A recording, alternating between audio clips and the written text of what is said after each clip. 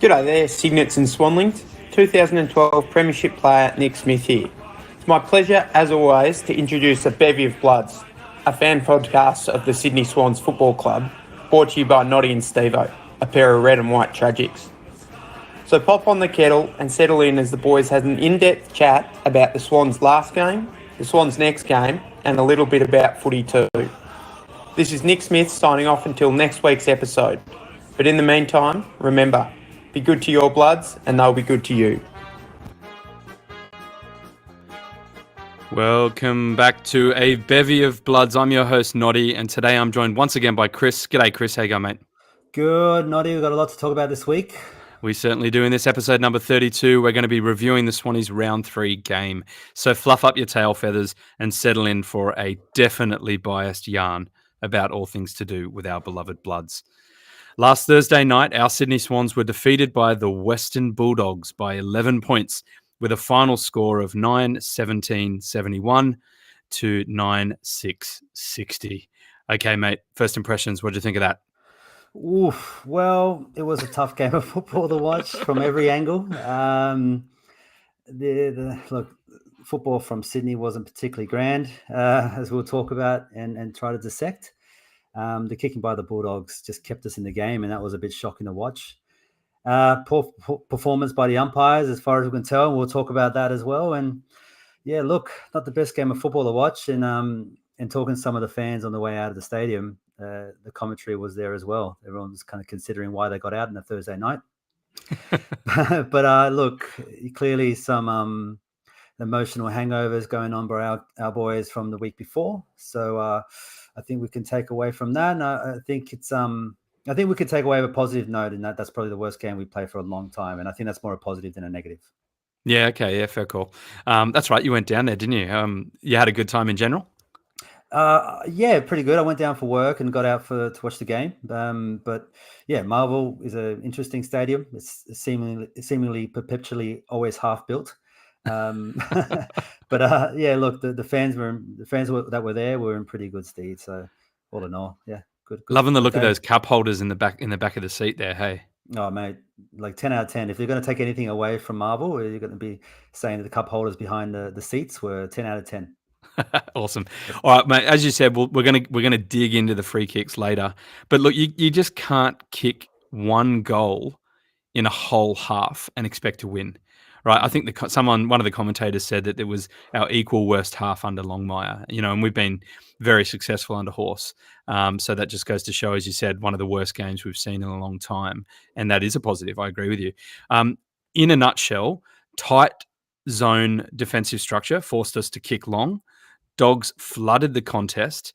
They scrapped their way to win most contests. They are plus 24 in contested possessions and plus 15 in ground ball gets. The only reason, as you've already said, we were really kept in the game was by their inaccuracy. But I will say that it seemed to be a game of halves. So the Western Bulldogs had plus 11 free kicks in the first half and won that first half by 25 points. Then in the second half, Western Bulldogs only had plus 7 free kicks in the second half, but we won that by 14 points. So to me, that shows that, yeah, there was a shocking second and third quarter run of dubious free kick calls, but we were more in the game in the second half than we were in the first. And we just got to be in the game for all quarters for both halves. That's really it for me. How about for your key takeaways, mate? What did you think in general? Yeah, look, the first thing I kind of considered just watching it over and watching it live, it kind of felt way more frustrating, but the skill errors by some skillful players. I think, yeah. There was a lot of kicks that were just overdone, way too hot, over the hands and over the fingers of some of the players. Those are kicks that normally some really good players of ours hits them on the chest. The handballs were undercooked for some reason. They just didn't hit the mark, didn't hit the guy on the run, a little bit too behind him, a little bit too forward. So we just couldn't quite get a roll on. We couldn't just get the ball moving from outside of those stoppages. So they really controlled those stoppages, and I think the stats will show that. But even when we did get the option to kind of do something with it, we just fumbled it on the way out. And we just gave them more opportunities to kind of move the ball and then just more opportunities to put pressure on us. So that was, for me, a big takeaway. Really felt that was where most of the game we kind of let up, where we had the options to win the game, and we kind of didn't really take it on. The pressure by the Dogs were incredible, and which is just their style of play. And it's kind of, I mean, it's not good to see from the other side, but it's good to see them kind of getting into that again. Well, they had a lot to play for, didn't they? They were 0-2, so there was a lot on the line for them, and I think they really stepped up. But Tim English was pretty good. Oh, mate, Tim English, incredible. So I know you've been quite big on Tim English for some time, ever since he almost ran down Ollie Florent going for a goal a couple of years ago. So the guy's got some legs, and he moved around really well, and he took a mad specky of Buddy, and so his confidence was very high, and he carried that through the entire game. So good on him. Yeah. I'm going to throw some stats. The Western Bulldogs, like in a general sense, it was pretty even, but there's a theme that comes out, and you've already touched on. It's to do with pressure and the contest. So Western Bulldogs had plus 10 inside 50s, plus 24 contested possessions, plus 9 clearances, plus 15 ground ball gets, plus 15 tackles. And in terms of scoring shots, so we're talking about inaccuracy. I think we were a bit inaccurate as well. It's just we didn't have as many opportunities going in. We were, minus 10 inside 50s. But, they had 26 scoring shots, 9-17. But there were 5 of those were rushed behind. So I take them out when I look at this. So they had 21 scoring shots. So they scored 9 goals from 21. That's a 42% conversion rate. Us, on the other hand, we also had 2 rush behind. So our 9-6 becomes 9-5. So 13 scoring shots. So 9 from 13 is 69%. So we've been playing like we've been playing. We're not getting as many inside 50s, but we're countering that with accuracy and efficiency in front of goal. It's just in a game like this, when there's so much pressure, we probably needed to get it inside 50 more often, and have players like Buddy and Heaney hit their targets. I mean, the Bulldogs missed a lot of gettable goals. I wrote them all out one by one and went through it. Was that gettable? Wasn't it?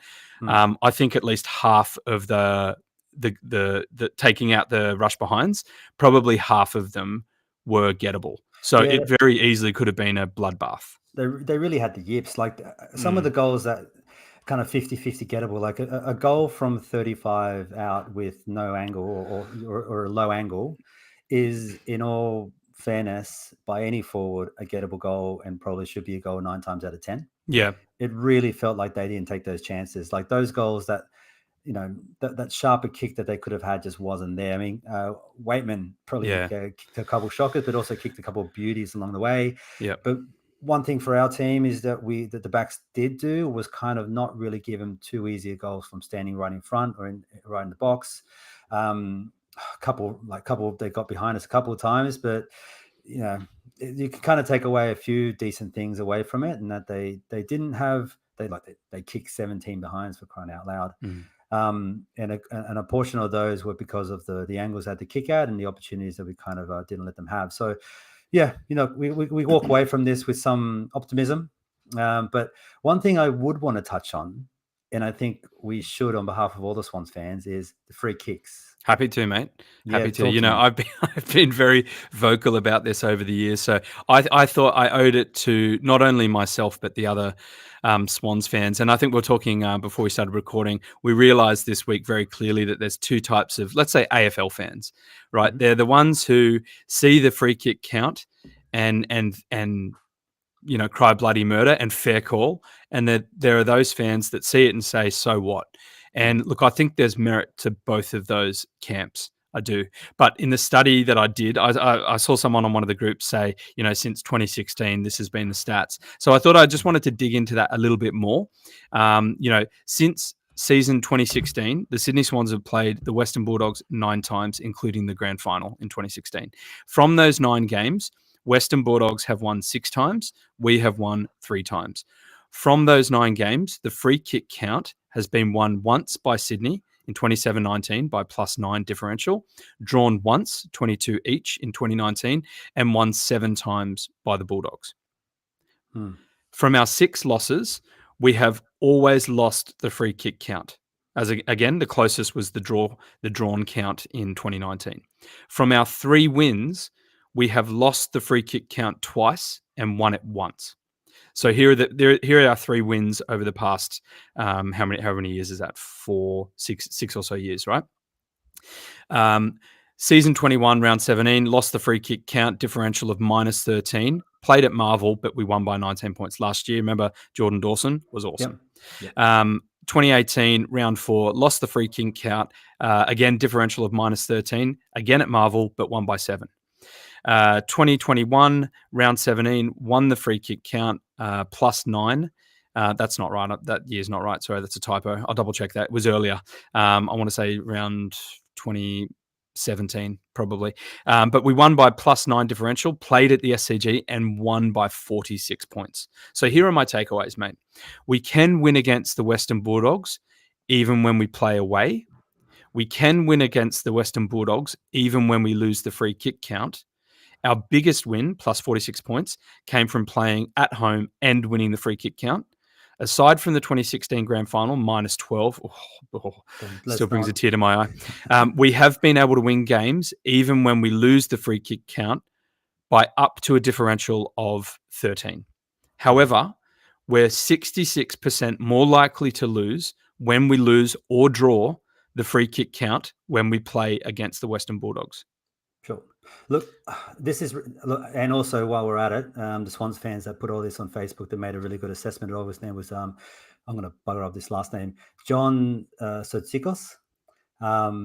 So he did a really good job of just breaking down since 2016 all the free kicks and the games we'd played and the differentials between them. I think he looked at the percentages, right, and the likelihood of winning or losing, but and also the league averages and how we determine on the back of that. So look, the way that I look at that, and this is me on a general sense. This is not just me on AFL, but generally, I kind of feel that with numbers, you can kind of draw any conclusion you want to a certain extent.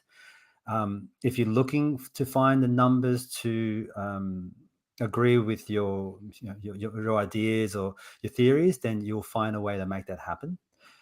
And what the numbers don't really do for anyone that gives no context to is the style of football that the Bulldogs play and had played for that period of time. And I guess what we saw as well is that our guys, sure, some of the umpiring decisions were pretty ordinary, but we can go through them one by one if we need to. But what we're not really talking about is the style of play that they're doing, and that our guys sometimes needed to cheat a little bit. They needed to put that extra, hand over or a bit of a tug or something in order to just get that extra little bit of percentage to try to win that contest that they just weren't winning because we just weren't quite sharp enough, or the Dogs just played that extra bit better. So they just kind of snowballed into them winning the free kick count. And then I think there's no doubt there's a couple of absolute howlers on the umpiring front. They just added to this frustration, and we all walk away from this thinking that was a really, really bad umpired game. And then we all frustrated and we start blaming umpires. I think we more need to look at the team rather than the umpires. But sure, absolutely, there was some absolute joker of calls there. When you think about it, mate, it was really the second and the third quarter. And I'm just pulling out my handwritten notes here. The biggest difference was in the second and the third quarter. It was, here it is, 9-1 or 9-2 in the third, and then same in the second, 9-1 or 2. I think there's a bit of retroactive correction there by Champion Data, but the other thing is that we actually had our best quarter in the third. We kicked 4 straight. We're 100% accurate, and that's the quarter that gets us in the game. So my point earlier was I wanted to go through and I wasn't really trying to say one thing or another.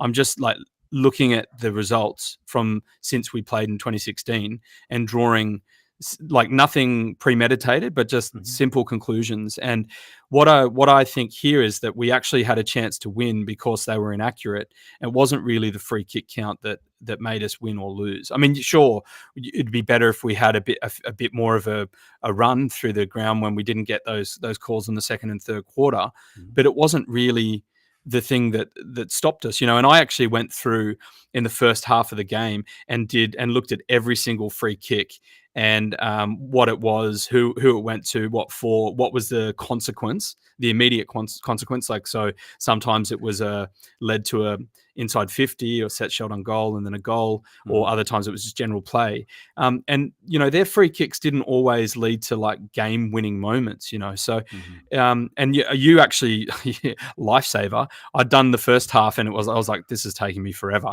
and you sent me 4 photos of an unbiased Twitter account that had already done it for me. And I was like, this is bloody brilliant. Yeah, there's a Twitter account called for everyone at home who just wants to check it out, and it's actually quite good. I back it 100%. It's at has stuff up on Twitter. They basically go through all of the calls, the 50-50 calls that the community basically asked to have a look at.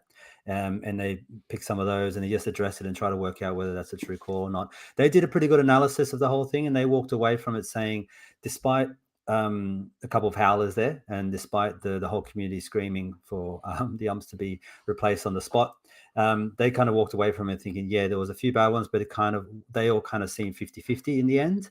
And on a general sense, it was adjudicated poorly, but fairly, if you catch my drift. So 50-50 in the middle, but it was still a pretty ordinary show by the umpires. So that took away from that. On your point, Noddy, it really comes down to, you know, the call doesn't necessarily make a problem. It's how they carry on after it, right? It's how they progress with the ball after that, what they do with it afterwards. And as you mentioned, the consistency of adjudication, though, would be nice.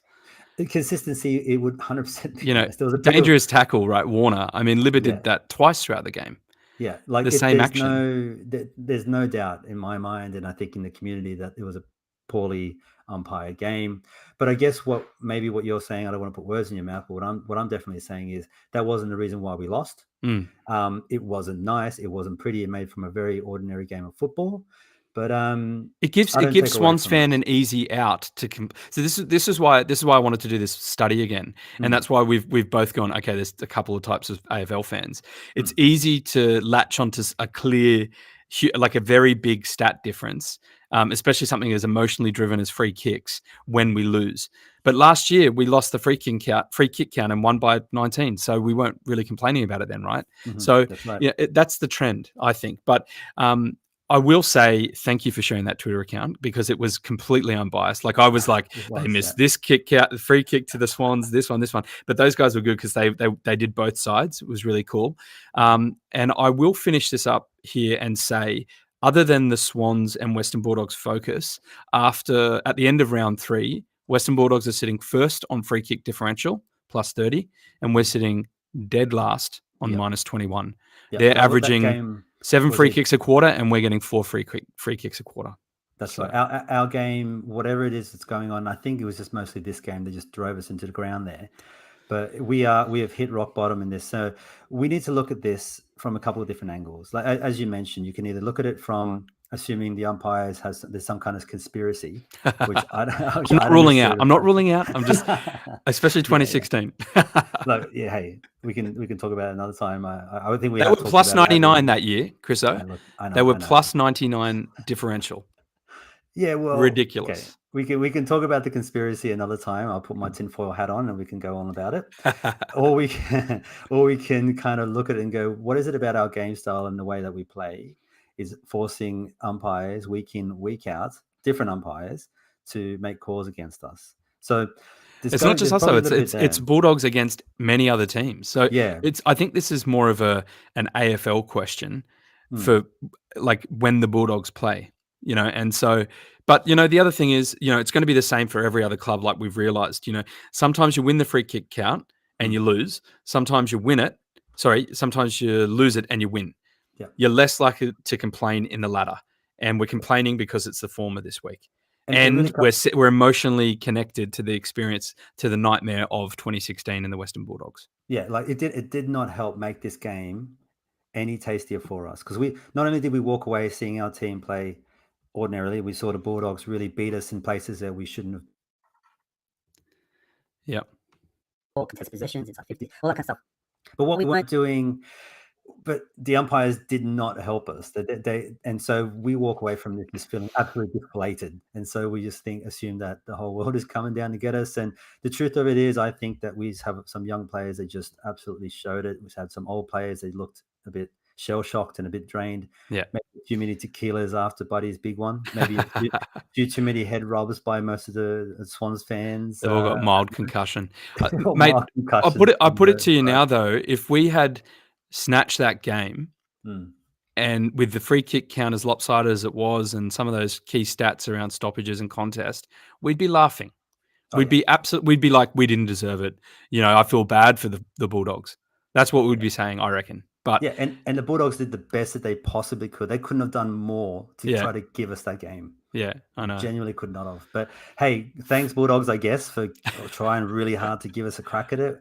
We didn't take it, and a couple of umpiring calls at the wrong times just didn't work our way. And also, we gave away a couple of free kicks in the wrong time, in the wrong moments, aka weeks, when we started putting some momentum, and it just didn't give us a chance to actually finish it off. So, yeah, hey, I think what we really need to do, and what we are all about here, and the two of us, and the Bevy crew generally.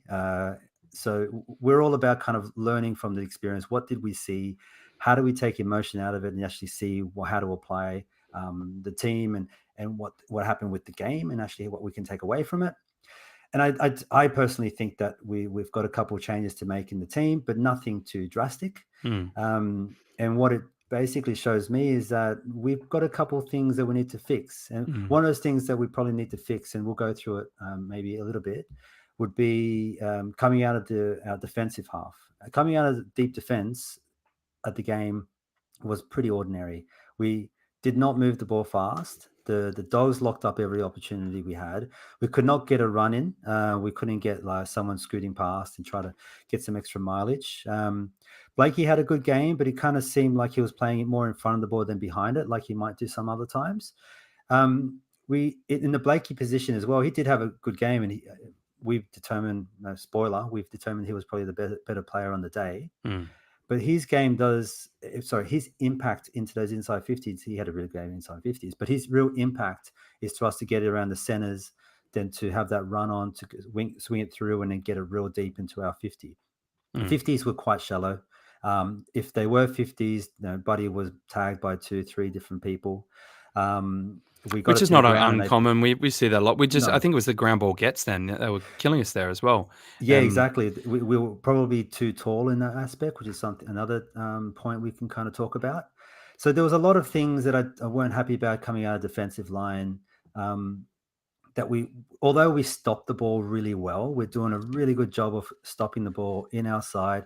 But then thereafter, the first 3 weeks, I've been talking about it for the first 2 weeks, and this week again, just seemed really disorganized jumping out of it. Yeah, it's the intercept game is good. The beautiful. Rebound game is a bit dicey at the moment. A little bit dicey. Yeah, we're missing a McInerney, missing a couple of other pieces there. Yeah, definitely. Let's crack on to favorite moments, mate, or missed chances, because you often do miss chances when you have a loss. But what were your favorite moments, or a few things that happened in the game, individually and as a team? Yeah, look, it was a bit tough. It's a bit tough on a big loss like this one. So to come away with a lot of things that went great. It was easier last week, wasn't it? Much easier last week. I mean, there was a pretty obvious thing. But Paddy's effort around the ground was quite good. Yeah. I think the stats on AFL.com are telling us that he's done 22 Ks at the game. Steve-O is just not having it, is he? Steve-O, the Finnish Viking, has shut that down entirely. He's suggesting that if that was the truth, then Paddy McCartan was online to run a full marathon. Yeah, marathon. So he's just like, that doesn't make any sense. So, but nonetheless, it seemed like he was getting around the ground really well. He's in the right positions. Stopped a couple in the square. In the box, sorry, and took a great couple of marks, double teaming a couple of people that seemed more dangerous than his opponent. Generally, I liked the way that Paddy played just across the entire game, quite consistent. Had a couple of calls against him that were a bit dodged that I wasn't particularly happy about. So I hope he can shake them off. So the other one was Heaney's mark. I think it was Franklin that kicked it out into the pocket, a bit deep. Franklin, they could have done it a little bit shallower. Heaney ran into the wall at that point, but that was lovely. Heaney was busting gut to get to that ball, made an incredible mark and then finished it off. So that was really nice to see.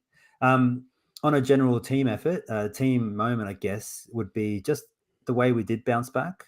We did look shell-shocked in that first half. Second half, I felt that we really started pulling it together.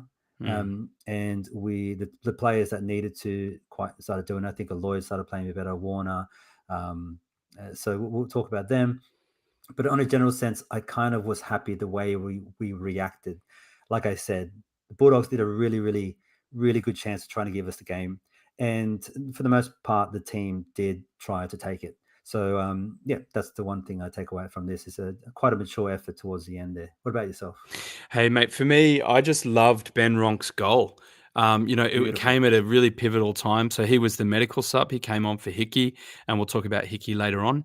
But I just thought, he's been on the fringes for a while now. We all know that what he can do.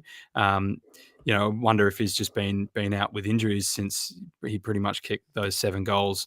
Oh, no, that was his debut, debut at the MCG. But look, he's one of these players that we've been wondering. He's basically been kept out of the team because of you'd say Wicks and some of these upcoming mids that take that mid forward role. But his goal from the probably wasn't quite 50, but maybe it was. It was right on the boundary, and he bent it round, and it was our second last goal of the game. Before Gouldens marched 50 from Macrae. But yeah, I just thought that was a brilliant goal. It's something that like you see Isaac Heaney do 3 or 4 times a game. But well done to Ronk, and I hope he can crack on. In terms of the team, I'm with you, mate. I just thought we just did really well in the second half to get us back within a chance. Obviously, it would have been awesome to have pinched it, and I think Horse said that in the conference afterwards. But yeah, like we did some things right in the second half, so it's not all doom and gloom. But yeah, that was it for me. So I can't really pinpoint one moment of team play. I just thought our general effort in the second half was better, and it was disappointing to go down like we did in the end. But for all the reasons we've already spoken about, we can probably say, yeah, it was a fair result in the end, all things considered. All right, mate, up next, we're going to do the ABOB medal, which is our equivalent of the Bob Skilton medal. So this week, the Bevies' best 3 were Blakey, Lloyd, and Warner. So do you want to kick us off with Blakey, mate? Yeah, Blakey was a shining light throughout the game. Look, he really wasn't able to get going in some spots there. They had, I wouldn't say tagged, but they knew his game, and they were shutting him down a bit, putting a bit of pressure on him, not letting him get a run on. He seemed to shake it a little bit and get going. Look, I think as the competition learns more about him, they're going to try to do more. They're going to try to reduce his impact. But look, 616 meters gained. You'll go through a couple of the other stats, but I think he did a pretty good job there. 25 disposals, 8 rebound 50s, 5 inside 50s. That's pretty good for a centre half back or a backline winger, effectively, just with the running he does. But I think you're right. Like this is round 3. He's a high draft pick. Came in as a forward, trialed him in the middle wing. It's clear that he's found his spot, his feet in that backline, dashing off our defensive 50. And so I think your comment that teams are going to be doing work on him now is really well founded, and it's clear, like with the amount of pressure they were putting on him as well, like that Tim English, that bump. We'll touch on that later on, but I think that teams are going to be doing that a lot more often, because he's actually quite pivotal for us, because it's not just his dash, it's the kicking efficiency. His kicking style is just beautiful, really. But anyway, all right, let's go on to Lloydie, because he's been quiet the first couple of weeks, but how'd you see his game, mate? Yeah, look, it's a tough one for this one, because Lloydie did look good. He got high touches. He's always around. It seemed that he made a couple of really clever kicks to try to go inside toward the center when we did get a bit of a rebound going, and the fellas in the centers just couldn't finish it off, or had the pressure on them, or we buggered it up with a bad kick or a bad hand pass straight thereafter. But he did a pretty good job of kind of settling down the game, or at least trying to propel the game forward throughout the entire game, which is kind of tidy. Yeah, I agree. Like, and especially in the second half, I think 29 disposals, 10 rebounds, which is most in the game. Just the one tackle. I think he's one of the guys that would probably fit into that category of senior players that had a few clangers, and that's not just been this week, but he's started the year slow. I think he was out with Warner health and safety protocols, so he's only played 2 games this year. So I think he's warming up. We all know that he's a collector and a bit of a distributor. But, we want him to be, or not just him, we want the back 6 or 7 to be a bit crisper, as you've correctly pointed out. It's one thing to force the turnover, but it's another thing to use it well. And look, I think in the second half he was one of the reasons that we were able to get back into a position to pinch it. I think he can play a lot better than he did, but he was best and fairest last year. He's a very reliable player. Perhaps he could increase his defensive effort, but maybe he's not there purely for that. Everyone's got their strengths and weaknesses. So look, I think he deserves to be there because he did stand up when it was needed. Third, now it could have gone. It's always harder to find the top 3 in a loss, and when you have a win like we did last week, we want to talk about everyone. But I think we both agree that Chad Warner did very well, especially in the second half. But how'd you see his game, mate? Yeah, look, he seemed the least rattled from most. He was definitely getting on with the ball. He did a few really nice things, put some good pressure down, some nice tackling. He just seemed like he looked really, really smart inside there, where a couple of the other players weren't quite as crisp as normal. The effort was absolutely there with him. So I think this is probably the third week we've mentioned him in the top 5 at least, or mentioned him in the top players of the game. And so him coming up third in a game that we lost, and in a game that was a little bit disappointing from a few different aspects, is maybe telling of where he sits right now, but it's also insanely telling that he is so close to really being that breakout player where we talk about every single week, which we effectively are. So look, really excited. I love the guy. He does go about it quite well. Just got to keep up what he's doing. Yeah, I love his hunger, right? Like, 20 disposals, 7 tackles, most as a Swan. He wasn't putting up with any crap, right? So there was a little bit of niggle throughout. Like, it was between him and Waitman, him and Dunkley. I think he had a crack at Tom English at one point. So clearly he's got no fear. But I'm with you, mate. I think that even the 2 games that he's played this year, noting that he had that first one out with Lloydie, I think he's warming up, and it's looking like he's picking up where he left off last year, and that's a good thing. I personally think that him, Mills, and Joey might be the combination to see us through at least until the bye, especially if we come up with it against a team that plays us like the Bulldogs this game, where they just crank it in the stoppages and the clearances. But we can talk about that later on. Honourable mentions, mate.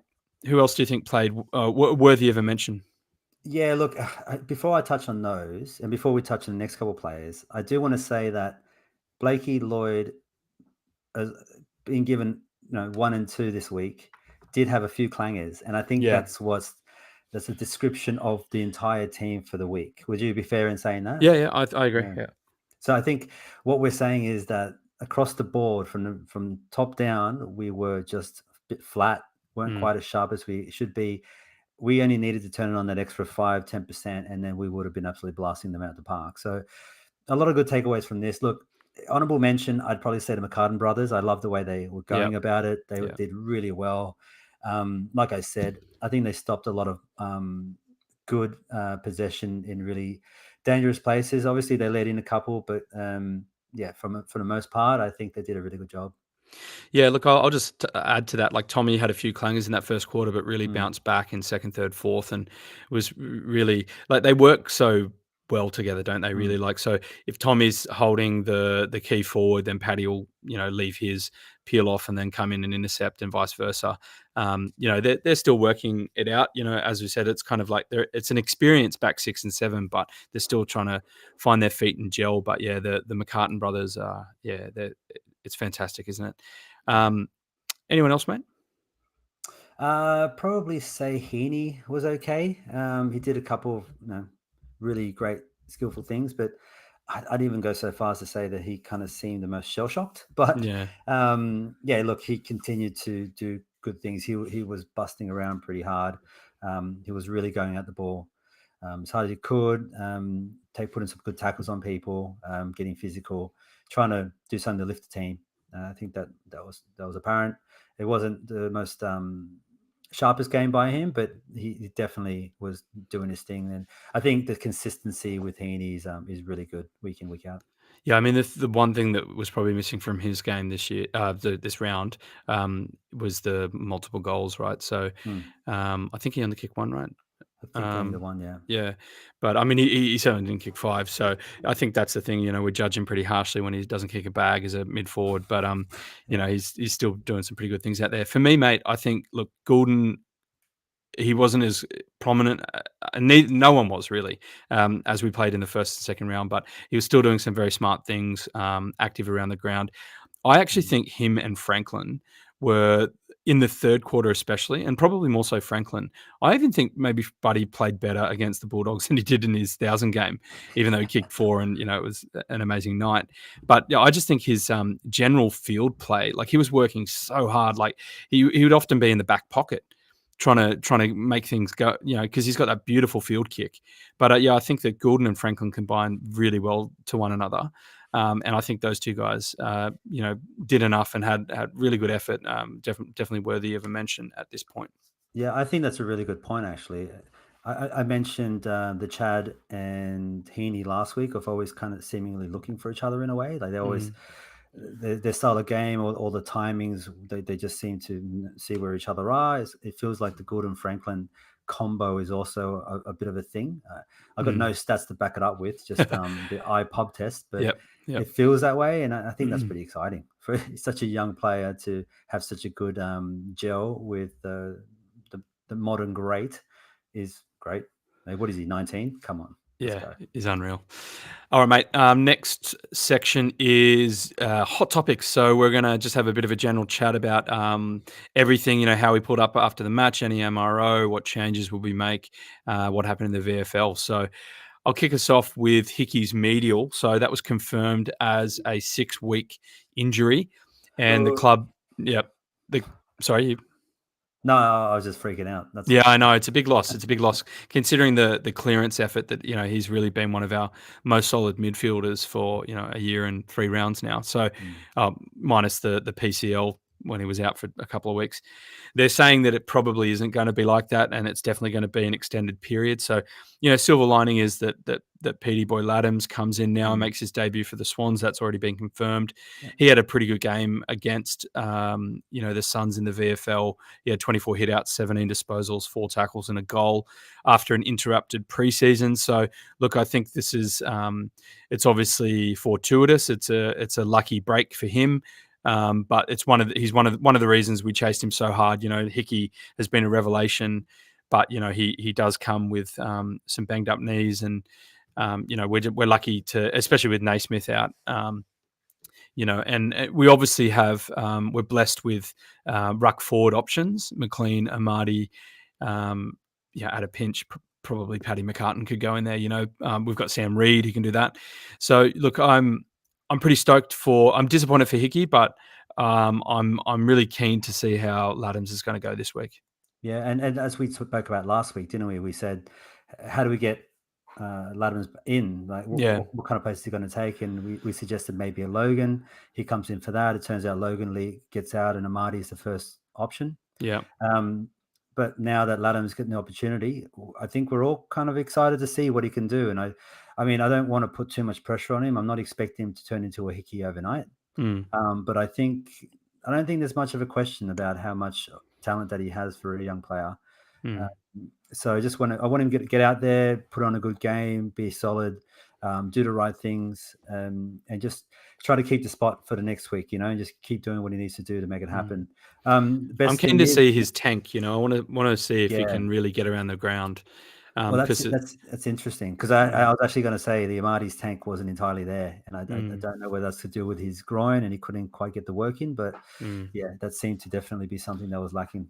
First week back, it is tough. And he did, like, I think Amadi, he's that kind of player that would, like any player really, like after an interrupted preseason as well, you probably need a couple of weeks to get back into it. But look, Juzzy McInerney sounding like he's fit. But so long as there's no further setbacks this week. But Tommy Papley's still a week away. So, Laddam's in for Hickey. If Juzzy is a lock to come back in, then who's on the who makes way? I think Stevens jumps out. Okay. A couple of weeks there, that wasn't. He's done his thing. He had a couple of good weeks actually. Last game wasn't great by many of them. So, but I think that's just the position that makes a bit of sense, I think.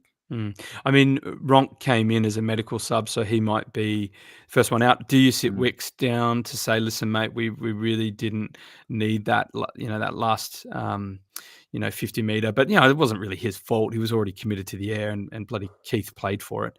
I mean, on that Wicks, you told us earlier, he's getting 2,000 for striking, 2,000 early plea, low impact, high contact. I thought that was a bit dramatic, but I don't know, maybe, I know a lot of Swans fans, there's this whole school of thought out there that Wicks shouldn't be in the team, but I disagree with that. I think he's a genuine role player, and I think he does his job well, but maybe he's one of the guys.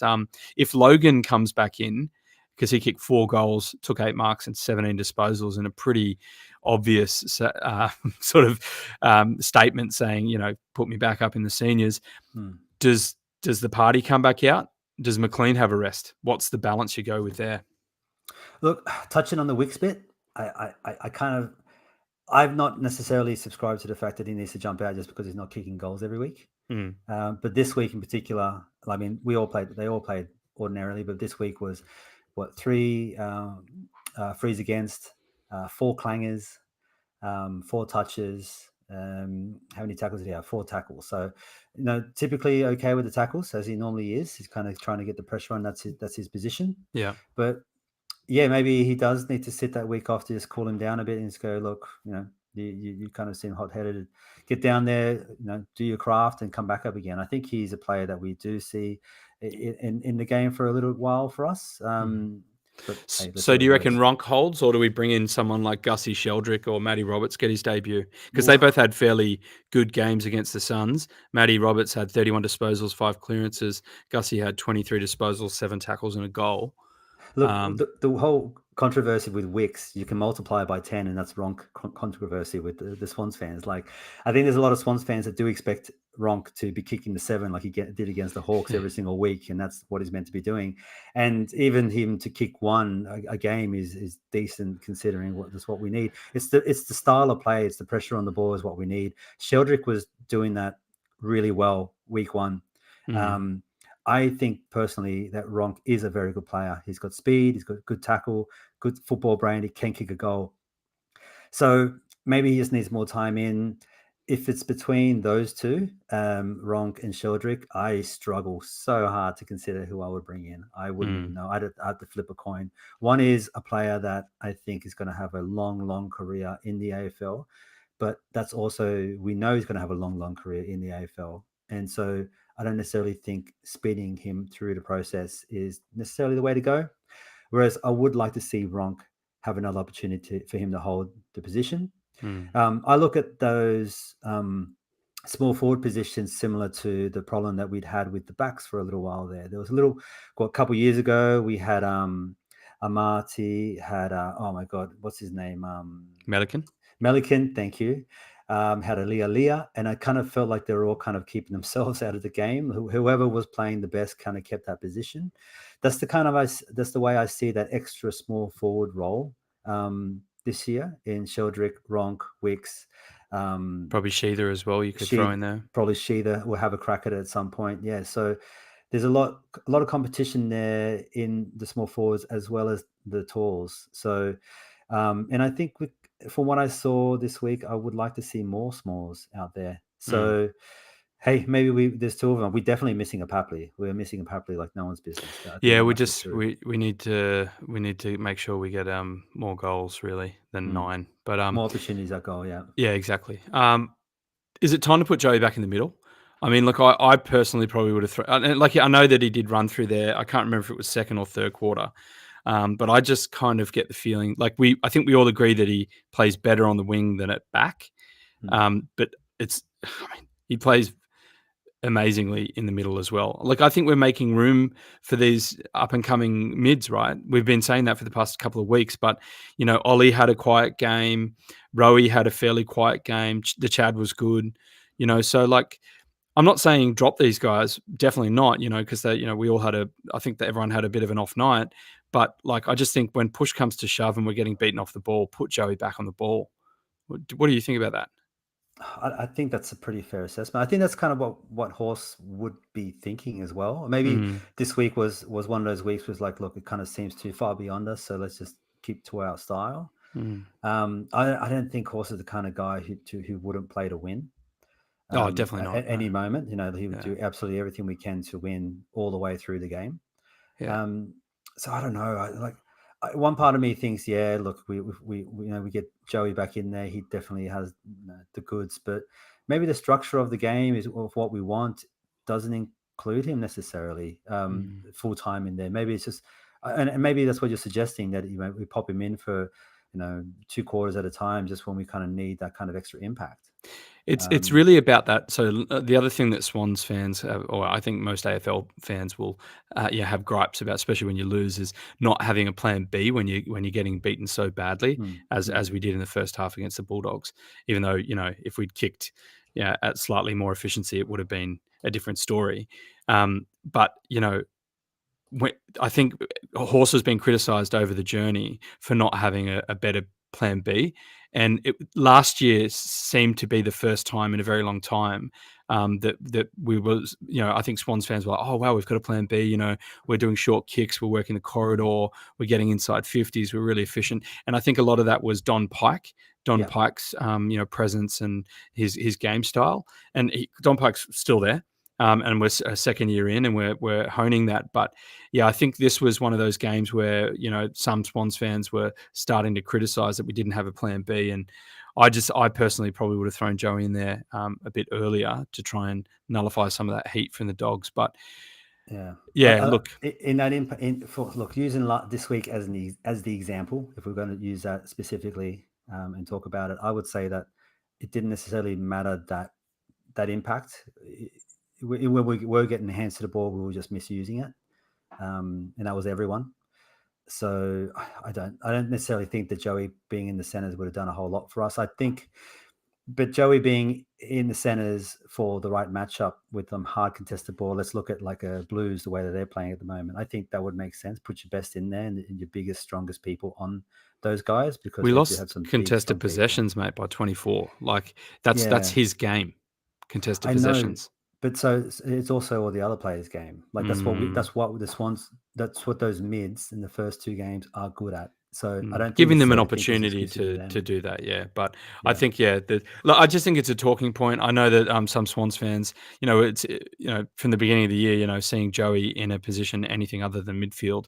We've been you and I have been talking about it for the past 2 weeks. So it's worthwhile having a look at that. Millsy had a good game, but he probably wasn't as prevalent as he had been in rounds 1 and 2. So if Millsy's not, taking that heat as the key midfielder that can either run with or break clear, and Chad, he's still young and developing really, and Parker, we need to kind of run forward and actually kick goals for us, but was somewhere awkwardly between the mids and the forwards. But like Heaney probably didn't have too much of an influence in this game. And I like, especially with Juzzy, if Juzzy comes back in, you prefer Juzzy as on the halfback, don't you, rather than the wing? No, I actually prefer him on the wing. Yeah, I like his swing on. I like the way that he goes on the wing. I think he seems to know where the ball's going, so he gets himself there first. He's one of the hardest runners in the team. I like him on the wing. Yeah. Fair call. So, all right, Wicks, we mentioned earlier, $2,000 fine for striking Keith. Tim English, on the other hand, got off scot-free for that Blakey knock. So, there's that. I think you've got a couple of other things to mention here, mate. Yeah. We've got a couple of look. We've got some good news in the Swans community. We've had Swans super fans, Imogen and Soslin Jep, Joe the wife guy now. They're both prevalent on Twitter. They got married, I think, today. And Swans HQ had been fantastic enough to send them a signed Buddy boot as a wedding gift, which is Awesome. just great. And that's on Twitter if you go looking for it. And so congratulations to them. It's a big day, and I hope they have a fantastic one. Buddy beautiful, The mate. Buddy boot. Congratulations to those guys. Yeah. Look, a couple other cool things that we definitely have to talk about in Swans community news would be Kenny is good and well, celebrating his 93rd birthday yesterday. He got up, got around some of his merchandise behind red and white, and he gave us all a message. So he seems to be good. So good to see him getting out there. Hopefully he can come out to a game at some point, give the boys a bit of riling up. But yeah, happy birthday, Kenny. Awesome. And look, while I was at the game on Thursday, I actually messaged the Marty party and caught up with them, and I had a quick interview with them, some of those boys. So shout out to the Amati party, good fellas. They were having a good time. The prediction at halftime by one of the boys was that the Swans would win by 60. And Amati would kick the winning goal somehow. I don't know how the maths pulls together, but they're good characters, really, really nice, and seem to be in good spirit. And we're trying to find any opportunity to get a cheer out. So that was good. Awesome, mate.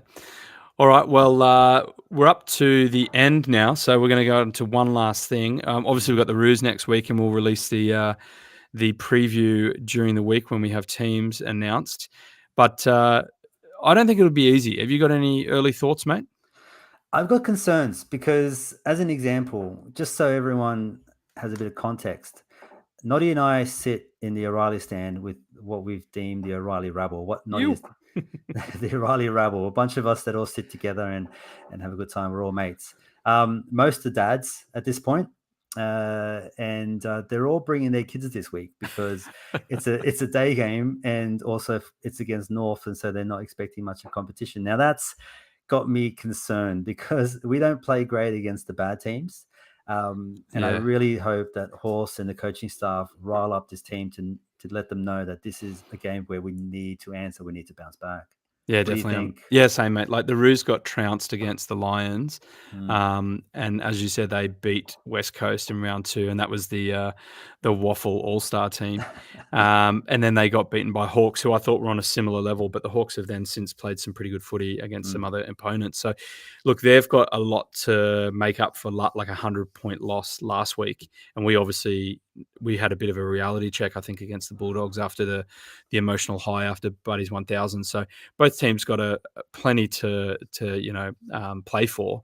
Look, I just think that it won't be easy, especially, really keen to see how Laddams goes. Obviously, Goldie's in there. Sherry is an up-and-coming ruck as well, so it's going to be a really hard battle in the middle. I think, they've got a lot of high draft picks. They've just, they're bringing it together under Noble. So,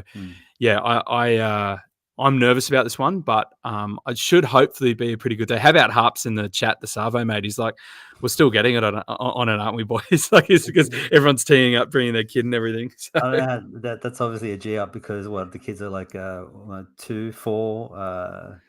Little Plugger's, little Buddy's 9 months. So he's right. he's going to be having a couple of. I don't see any of these guys getting beers after the game because I don't see them finishing off the game with a toddler in hand. So yeah, I think maybe the biggest battle that's going to happen would be between the toddlers being hungry and need to go to the bathroom in the O'Reilly stand. I think that's where the main battle might be happening. Yeah, definitely. I'll just finish off with my a little bit of a section, best worst memory against the Roos. So I'm going to focus on the worst, and that was losing the 1996 grand final against North Melbourne. We went down there together as a family. We're down there for a couple of days. There was all that fanfare, that build up. It obviously had been a couple of, I think it was 6 decades by then that the Swans or South hadn't won a flag. Obviously, the drought bracket came later in 2005. But look, that was amazing. But I will never forget the young North fan whose face was painted Harlequin with one of those court jester blue and white hats, just flipping me several birds on the way out, saying, piss off back to New South Wales. But so that's my worst memory of against the Roos. So hopefully it can be a little better than that. And we come out and we give them hell. But fingers crossed. The Bloods of Old actually on Twitter posted something. It was 20 years ago. After the bell, they North copped a free kick, Darren Crosswell kicked the winner after the bell. We were 3 behind to finish it off. That was pretty tidy. So that probably goes down as one of the better moments against North. So hey, hopefully we get through this one without too much of a problem. Definitely, mate. Nice one. All right. Well, that brings us to the end of this episode. So on behalf of the Bevy, I'd like to say thank you very much to everyone for listening in. Tune in again on Thursday night for our team's announcement video and preview post. Otherwise, make sure to keep following us on Instagram and Facebook at A Bevy of Bloods for updates and announcements. Until then, up the Bloods and can you Swannies? You.